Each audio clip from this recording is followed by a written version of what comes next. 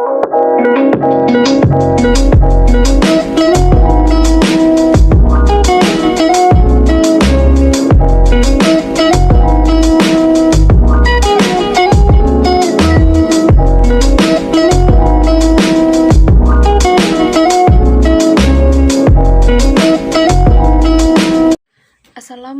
warahmatullahi wabarakatuh. Perkenalkan, nama saya Nur Inayah dengan NIM 23060020021. Saya akan membuat video tentang ekologi tumbuhan.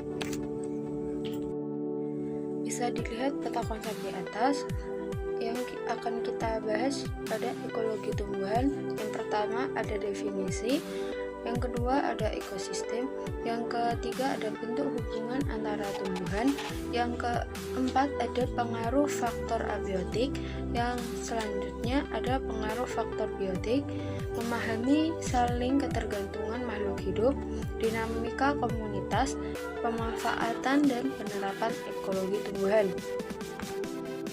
Yang pertama kita akan membahas tentang pengertian dari ekologi dan tumbuhan. Ekologi berasal dari dua kata, yaitu oikos itu rumah dan logos itu ilmu. Ekologi adalah ilmu yang mempelajari interaksi makhluk hidup dengan lingkungannya, baik lingkungan biotik maupun lingkungan abiotik. Tumbuhan adalah organisme eukariota multiselular dan tergolong ke dalam kerajaan plantae atau kerajaan tumbuhan yang mempunyai dinding sel dan klorofil. Ekologi tumbuhan diartikan sebagai sebuah ilmu yang fokus pada pembelajaran mengenai hubungan timbal balik antara tumbuhan dan habitat tubuhnya. Dan selanjutnya kita akan membahas tentang ekosistem. Ekosistem adalah hubungan timbal balik secara kompleks antara makhluk hidup dengan lingkungannya, baik yang hidup seperti tumbuhan, hewan, manusia, maupun tak hidup seperti tanah, air, udara, atau kimia fisik yang secara bersama-sama membentuk suatu ekologi. Lalu, berdasarkan struktur dasar ekosistem, komponen ekosistem dapat dibedakan menjadi dua, yaitu komponen abiotik dan komponen biotik. Disebutkan dalam Al-Quran bahwa hamparan bumi dan semua yang ada di dalamnya diciptakan oleh Allah untuk kebutuhan manusia. Ini sama halnya yang terkutip dalam Quran Surat Al-Hijr ayat 19-20 yang artinya, dan kami telah menghamparkan bumi dan menjadikan padanya gunung-gunung dan kami tumbuhkan kepadanya segala sesuatu menurut ukuran, dan kami telah menjadikan untukmu di bumi keperluan-keperluan hidup, dan kami menciptakan pula makhluk-makhluk yang kamu sekali-kali bukan pemberi rezeki kepadanya. Karena manusia termasuk makhluk sosial yang tidak dapat hidup secara individual, manusia dalam memenuhi kebutuhannya seperti dalam mencari sandang, pangan, dan papan sangat tergantung dengan lingkungan. Lingkungan juga menyediakan berbagai sumber daya alam yang menjadi daya dukung bagi kehidupan yang layak, sehingga manusia, hewan, dan tumbuh-tumbuhan dapat memperoleh asupan tenaga dari sumber daya tersebut. Selanjutnya yang kita bahas adalah tentang komponen abiotik, di mana komponen abiotik adalah komponen fisik dan kimiawi yang terdapat pada suatu ekosistem sebagai medium atau substrat untuk berlangsungnya suatu kehidupan, di mana komponen abiotik ini meliputi udara, air, garam mineral, sinar matahari, suhu, kelembapan, dan derajat keasaman atau pH. Yang pertama kita akan membahas tentang udara.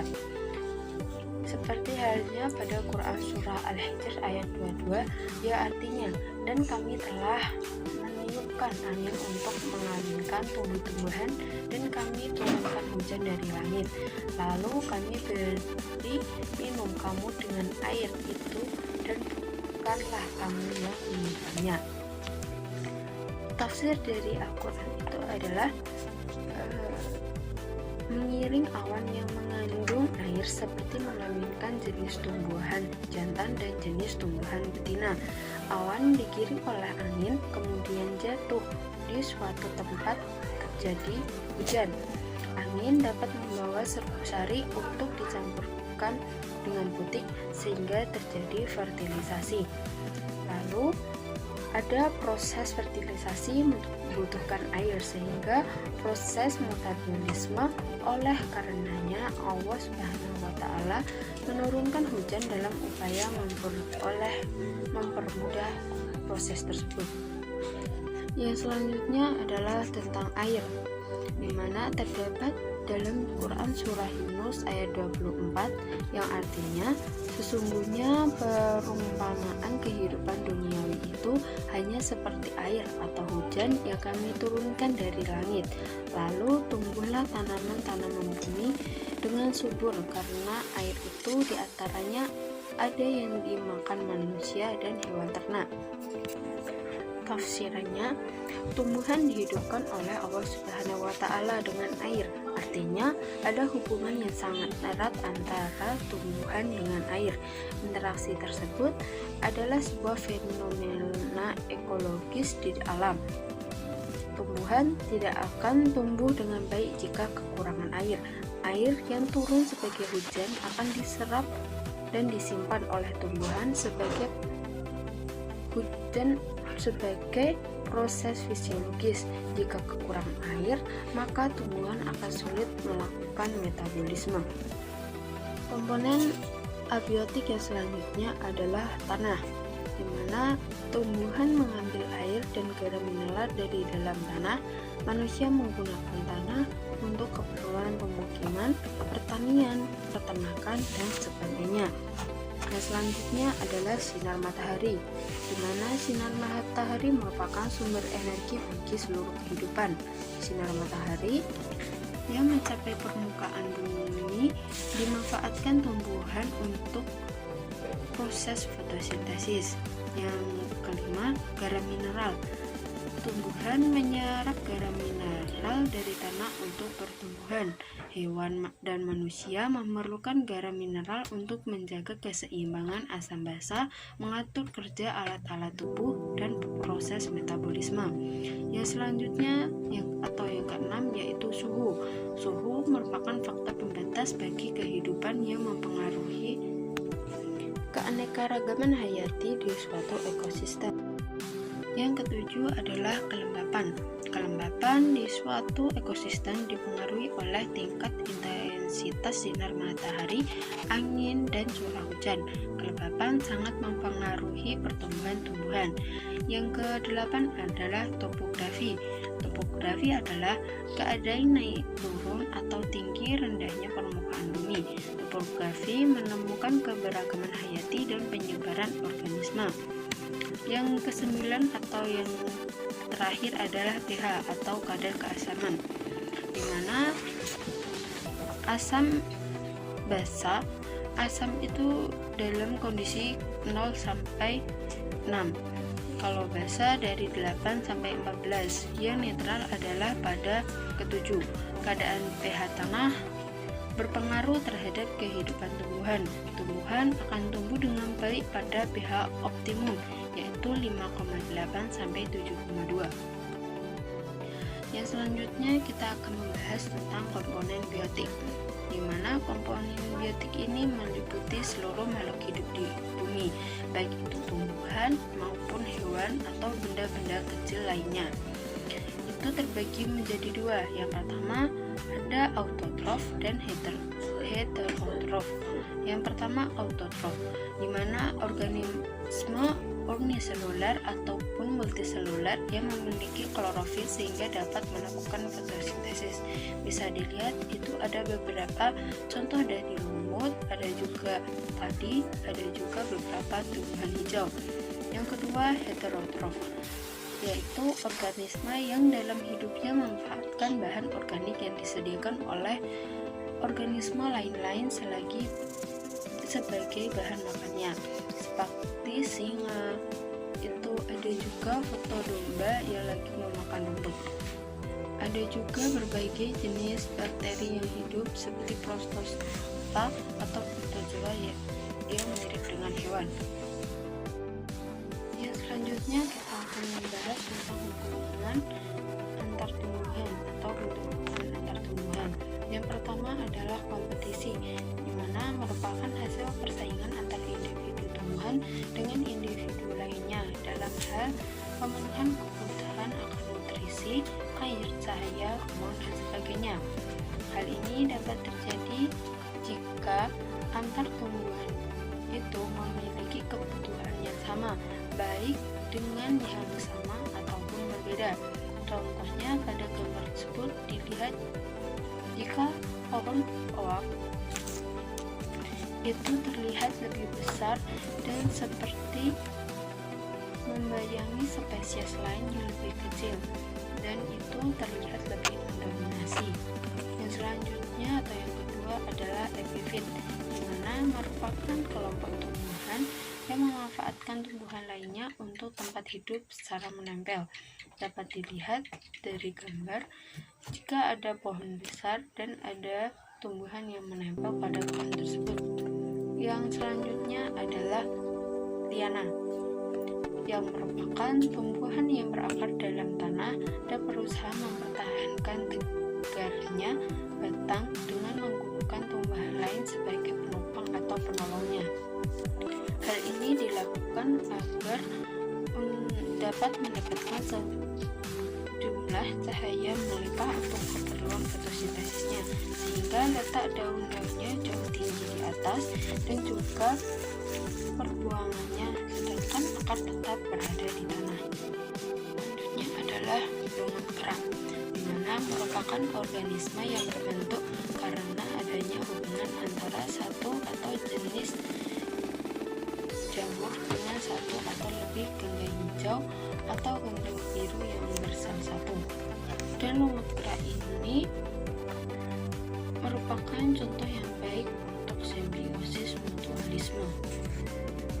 Yang selanjutnya ada mycorrhiza, yaitu merupakan bentuk hubungan simbiosis mutualisme antara fungi dengan tumbuhan tingkat tinggi. Tanaman inang memperoleh hara nutrisi, sedangkan fungi memperoleh senyawa karbon hasil fotosintesis. Ada beberapa manfaat dari mycorrhiza ini. Yang pertama, meningkatkan penyerapan unsur hara tanaman dari lahan tanah. Yang kedua, meningkatkan ketahanan terhadap kekeringan. Yang ketiga, meningkatkan ketahanan terhadap serangan penyakit dan lainnya. Menghasilkan beberapa zat pengatur tubuh, perbaikan struktur tanah, meningkatkan serapan herbika fosfat, dan hal-hal lainnya. Yang selanjutnya kita akan membahas tentang pengaruh faktor abiotik terhadap tumbuhan. Yang pertama adalah tanah dan topografi, di mana kualitas tanah yang dikehendaki oleh tumbuhan yaitu bertekstur lembut, struktur gembur, pH tidak masam, dan banyak mengandung bahan organik. Di mana ketinggian tempat juga mempengaruhi. Tanaman berkaitan dengan suhu dan ketersediaan udara. Yang kedua adalah pengaruh air pada tanaman. Air memiliki banyak fungsi bagi tanaman. Yang pertama itu mempertahankan pengaruh air yaitu untuk mempertahankan turgidinitas sel sehingga menjaga suhu tanaman terhadap suhu udara yang fluktuatif. Yang selanjutnya adalah api, di mana api memiliki beberapa dampak positif dan dampak negatif. Dampak positifnya, abu hasil proses pembakaran akan meningkatkan pH asam hutan yang pada umumnya bersifat asam dan mempercepat pertunasan. Dampak negatifnya, kebakaran yang tidak terkendali hingga menyebabkan kerusakan seperti terjadinya kebakaran hutan. Yang selanjutnya adalah sinar matahari. Ada 3 unsur pembagian dari radiasi matahari. Yang pertama yaitu intensitas intensitas, kualitas, dan lama penyimpanan. Yang pertama adalah intensitas, dibagi menjadi dua kelompok.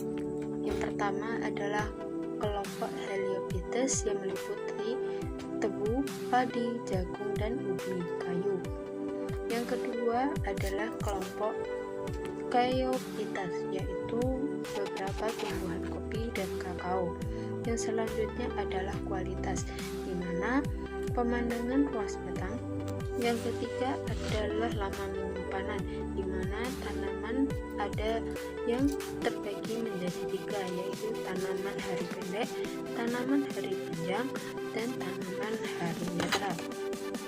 Yang kelima adalah suhu, di mana terdapat beberapa peran yang terbagi menjadi dua, yaitu secara langsung dan secara tidak langsung. Secara langsung yaitu mengatur laju proses-proses kimia dalam tumbuhan tersebut. Yang tidak langsung mempengaruhi faktor yang lain, terutama pada suplai air.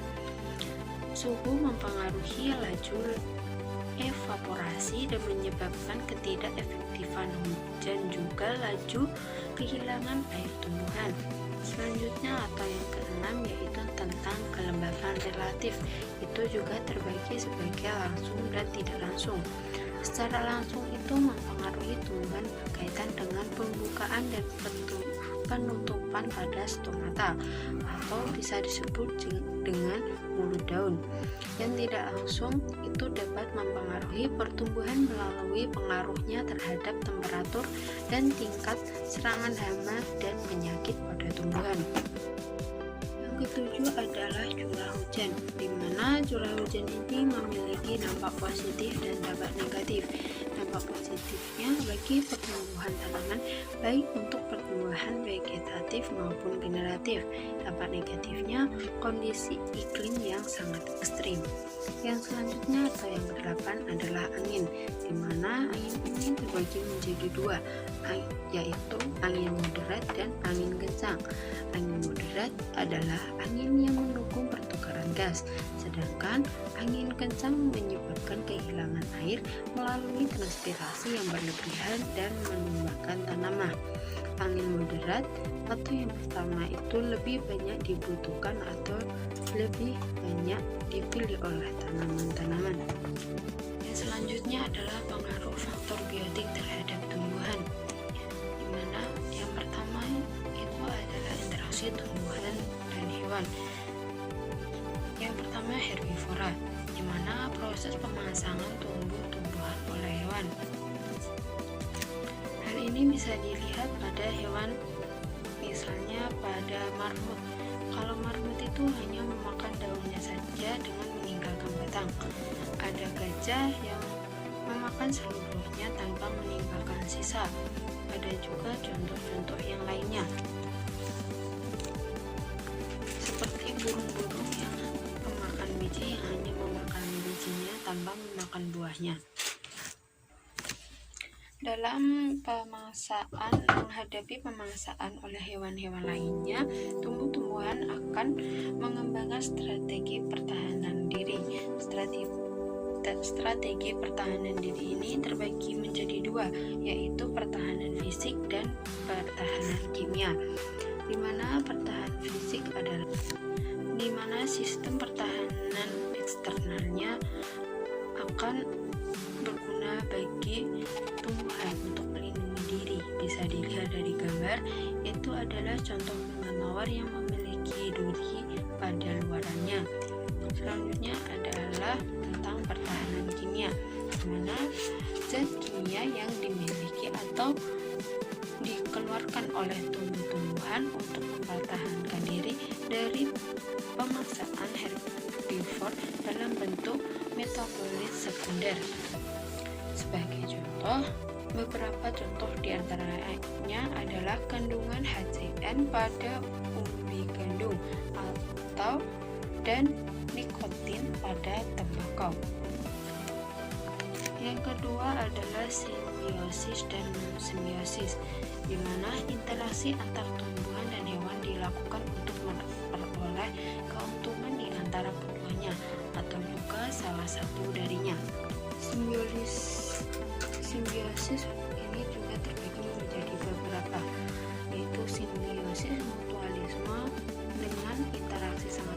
bisa dilihat contohnya itu ada suku dan pohon aksia. Yang kedua adalah mutualisme non simbiosis, di mana simbiosis interaksi ini renggang atau bisa dilihat dari gambar tersebut ada seekor kelelawar yang memakan tumbuhan, lebih tepatnya pada buahnya. Bisa dilihat juga bahwa yang mendapat keuntungan hanya kelelawar, dia mendapatkan makanan tetapi buah-buahan juga kehilangan biji-bijiannya.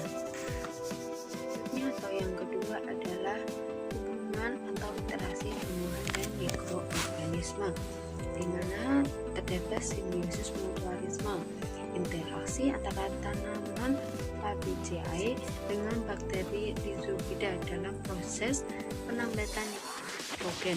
Dapat dilihat di situ terdapat akar yang ada sejenis benjolan-benjolan kecil tersebut. Yang selanjutnya simbiosis parasitisme, di mana jamur menyebabkan inang mengalami busuk kering dan bakteri menyebabkan busuk buah. Selanjutnya atau yang ketiga itu terdapat interaksi tumbuhan dan manusia, di mana aktivitas budidaya tanaman sebagai upaya untuk meningkatkan kuantitas dan kualitas pangan dilakukan oleh manusia melalui inovasi pertanian. Yang selanjutnya kita akan memahami saling ketergantungan makhluk hidup. Yang pertama ada rantai makanan dan jaring-jaring makanan.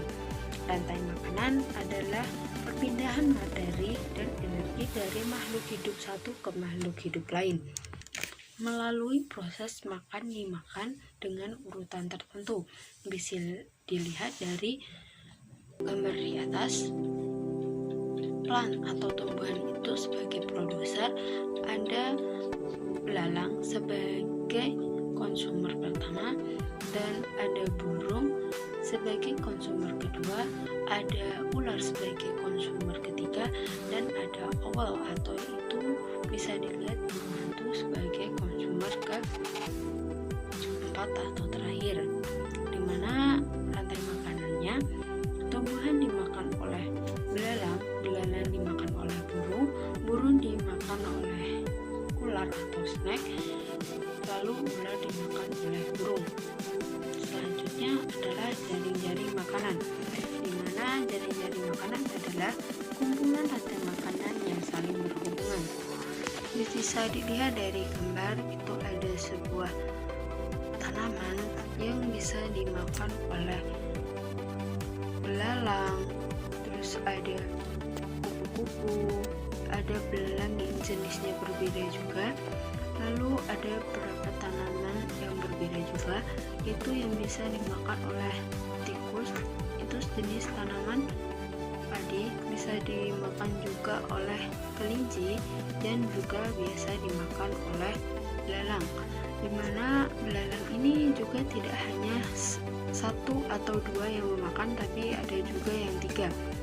Itulah yang disebut dengan rantai makanan, di mana semua itu berhubungan satu sama lainnya.